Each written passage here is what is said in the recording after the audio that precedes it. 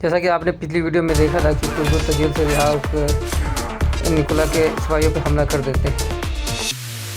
इस तरह से निकोला आता है ऊपर से और कहता है कि तूने तुर्गुत मेरी उम्मीद पे खरा उतरा है, तुमने नाराज़ नहीं किया। उसके बाद हुक्म देके सारे सिपाही तुर्गुत को घेर लेते हैं। मैंने तुम्हें क्या कहा था आर्गोस कि इनमें जो है लांतिक किस्म की एक ज़िद है, इनकी जान तो ली जा सकती है मगर ज़िद मौजूद रहती है। फिर तुर्गुत कुछ हरकत करता है तो निकोला कहता आराम से चरवा है, तुम्हें नए मालिक के हवाले कर दिया जाएगा, परेशान मत हो। फिर तुर्गुत तलवार फेंक कर कहता है मैं इसके ज़रिए नहीं, मैं तुम्हें अपने हाथों से दबोच के मारूंगा। तुम्हारी नज़रों में आने वाली आखिरी चीज़ मेरा चेहरा होगा। फिर निकोला आगे आकर कहता है तुर्गुत इसका कोई इम्कान नहीं, ये इम्पॉसिबल, ये पॉसिबल है ही नहीं।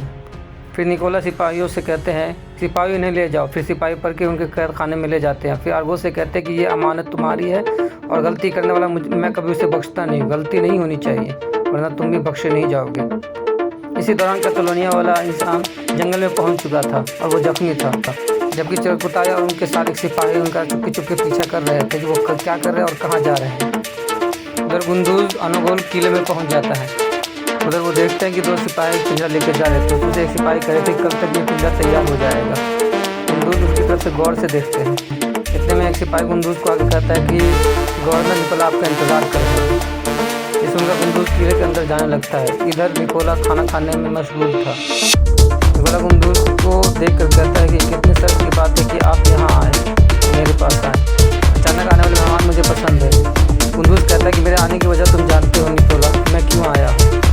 ये उस्मान साहब का हुक्म है कि कैद के तुर्गुत को रिहा किया जाए। तो निकोला कहता है कि इस अहम तरीन चीज़ के लिए मुझे क्या पेश किया जाएगा गुंदूज साहब।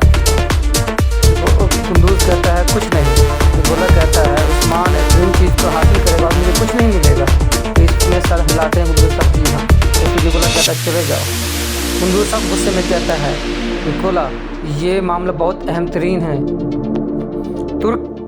तुर्गुत एक तुर्क सरदार है, उस्मान अपनी जान दे देगा लेकिन वो कभी यहाँ नहीं छोड़ेगा। और ये हमारी रवायत का तकाजा है। यकीन रखें कि हम ऐसा करके रखेंगे और आपसे पास छुड़ा लेंगे। ये सुनकर निकोला दोस्त के पास आता है और कहते हैं आप लोग अपने आप को तुर्कों का सरबराह कहते हैं लेकिन किसी एक को भी कंट्रोल नहीं कर पाते हैं। तुर्गुत ने कहानोसिस की बहन मारी को अगवा करने की कोशिश की थी, क्या उसको सज़ा नहीं मिलेगी। दोस्त साहब कहते हैं कि मैं तुम्हें उस्मान साहब का हुक्म सुनाने आया हूँ निकोला, मानना या ना मानना तुम्हारी मर्जी है। निकोला कहता है मगर मेरी मर्जी अगर मर्जी भी होती फिर भी मैं तुर्गुत को छोड़ता नहीं। मैं तुर्गुत को तोहफे के तौर पर निहाल कोशिश को पेश करूँगा अपनी प्यारी मारी के लिए। इस सुनकर गुंदूज बाहर निकल जाता है। इधर उस्मान अपने सिपाहियों को जमा करके कहते हैं सिपाहियों हम लोगों ने काफ़ी हल्का ले लिया है। गलीज निकोला ने तुर्गुत के कबीले पर हमला किया और उनके साथ तमाम लोगों को मार दिया, उन्हें अपने कब्जे में ले लिया, उनको कैदी बना लिया है।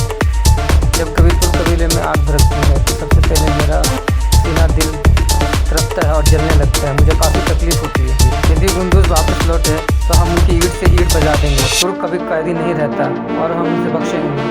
इसी जगह में हरमन का इधर मंजर नज़र आता है जहाँ कोशिश कि वो उस्मान सिपाही के मामले में अभी भी मुझ पर शक कर रहा है। इसका मतलब है कि मुझे मज़ीद बड़े हमले करने होंगे मारी। तो इसके जवाब में मारी कहती है कि आप तो ये हमले करने में काफ़ी माहिर हो। सबसे अहम तरीन बात यह है कि पादरी ड्रैगोर को उनके जल्द से जल्द उनके कब्ज़े से कैद से छुड़ाया जाए। शहंशाह को मज़ीद इंतज़ार नहीं कराया जा सकता।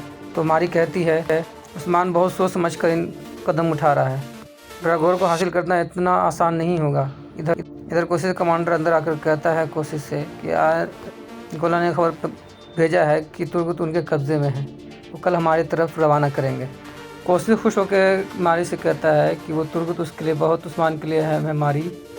इसका मतलब है तुर्गुत को लेने के लिए पादरी ड्रैगोर को हमारे वाले करेगा। इधर पादरी ड्रैगोर काफ़ी परेशान थे, तकलीफ़ थे। तो इंद्रेश कहते हैं कि काफ़ी तकलीफ से जल्द ठीक करना पड़ेगा। पादरी ड्रैगोर कहता है कि इसकी हिफाजत से ज़्यादा और कुछ भी नहीं है, लेकिन ज़्यादा वक्त गुजरने के बाद और भी लोग इसके बारे में पता कर लेंगे, इसलिए इसे खोलना होगा। इसलिए इंदिरा से एक चीज़ से उस जख्म के ऊपर चीरते हैं तो उसमें से कुछ चीज़ सामान निकलता है जो काफ़ी अहम तरीन होता है। तो पादरी ड्रैगोर कहता है कि जीऊँगा भी इसी के लिए, मरूँगा भी इसी के लिए, ये मेरे लिए काफ़ी अहम है।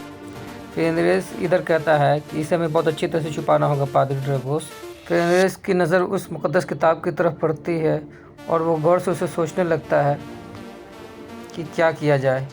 दूसरी तरफ कतलोनिया का आदमी अपने ठिकाने पे पहुंच जाता है और उसे पानी पिलाने लगता है। साथ ही उनका सहारा देके अच्छी तरह पानी पिलाता है और वो पीने लगता है। इधर सरकुटाई उनके ठिकाने का पता कर लेता है और उसे देख लेता है क्या कर रहे हैं।